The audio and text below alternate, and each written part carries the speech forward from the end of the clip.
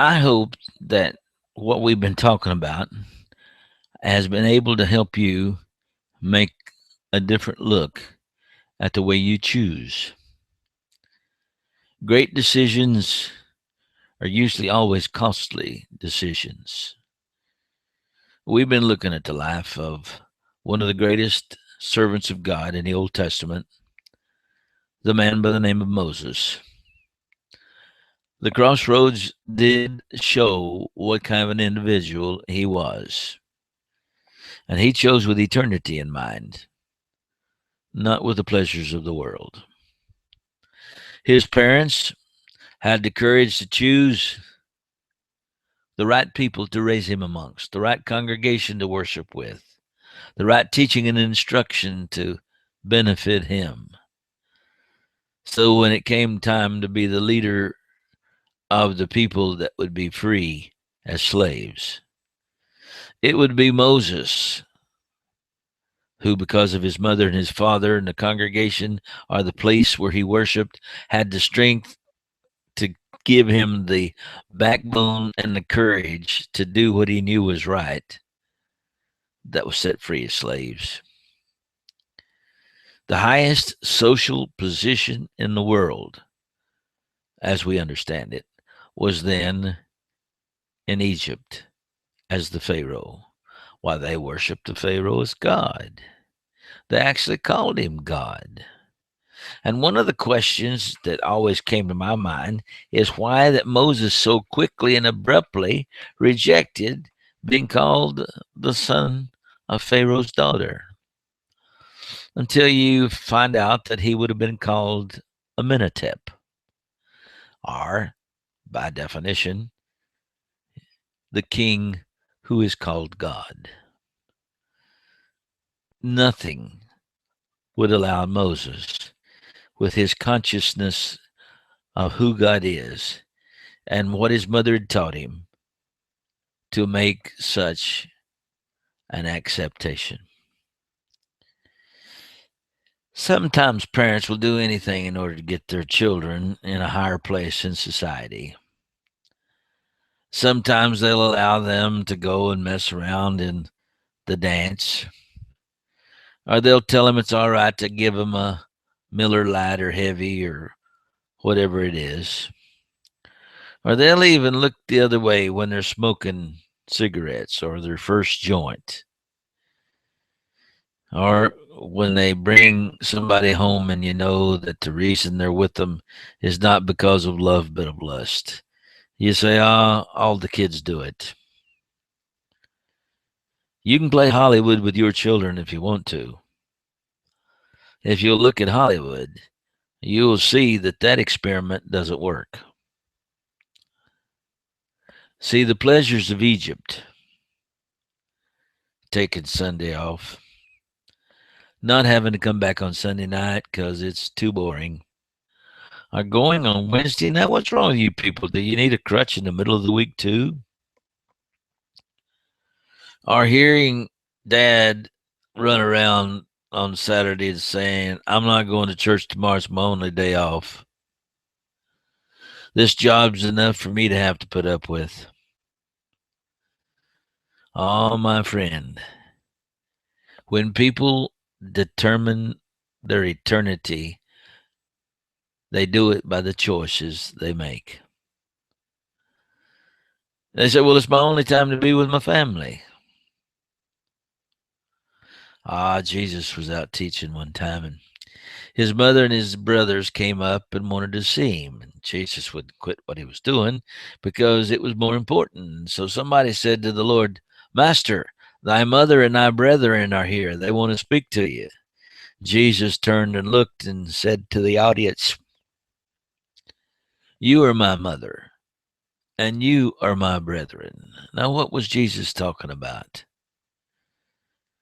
Now, his mom and daddy, or his mom and his brothers, I think his daddy was dead, were they that had special appeal and a special clinging to the heart of our Lord.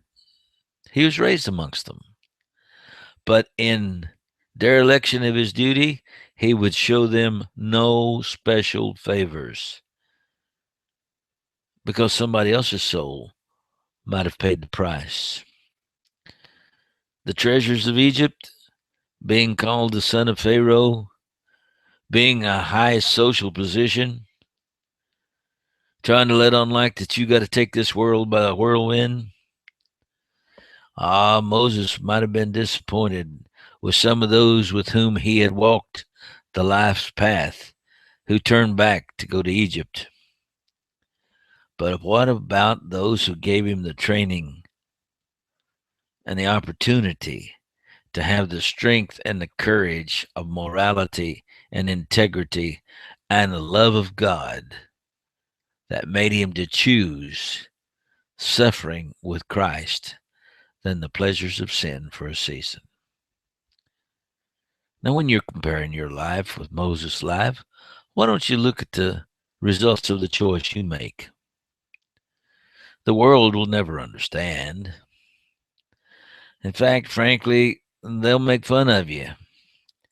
And some of them might be so brash, they'll make fun of you right to your face. Or they might go around your back to your wife or your mother-in-law or whomever. But it will not be something they'll understand, nor appreciate, nor think you should do. Well, that's the only family you've got. You better take care of them, because all I've tried to do all my life is please my wife. When what you ought to have as a motto is all I've tried to do all my life is take care of the God who gave his life that I might be free. You owe it to your kids to lead them to heaven. They didn't ask to come into this world. They're no fan of pain and misery and anguish, and they're going to follow you where you go. No, it may not be that you're going to have all the fun you could have if you didn't get involved with somebody you knew you shouldn't. But if you do get involved with the Lord and teach them that Christ is the highest place that they could climb in a realm of respect to follow, you'll find out that you will have made some of the friends for eternity that will never, ever cease to tell you their appreciation. Now you got to make sure which way you're leading your kids, because they didn't ask to come into this world, and they have the right to be led to heaven. And your job is to make sure that that right is given them. But you got to stay on the right path.